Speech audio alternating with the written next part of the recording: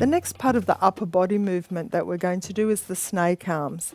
Now we're going to incorporate a lot of things that we've just done with the shoulder bumps, shoulder lifts, and working through the arm. So I'm going to demonstrate on Beck's arm, her shoulder, her elbow, her wrist and her hand.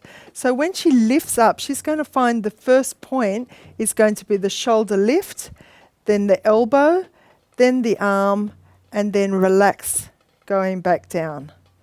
So as she lifts up her arm, her shoulder, her elbow, her wrist and her hand are going to relax. So taking one arm at a time, so going with the left, shoulder, elbow, wrist, relax. As that arm comes down, her shoulder, elbow, wrist, relax. And other arm and shoulder, elbow, wrist, relax.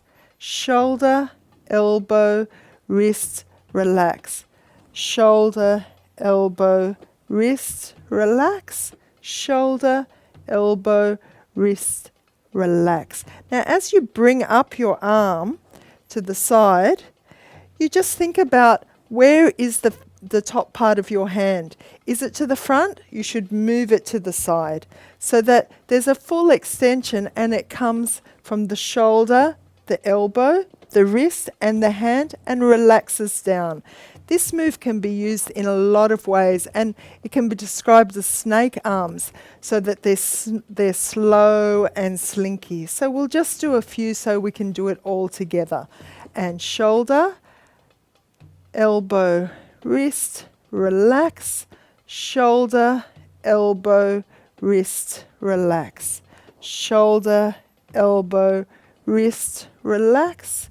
Shoulder, elbow, wrist, relax.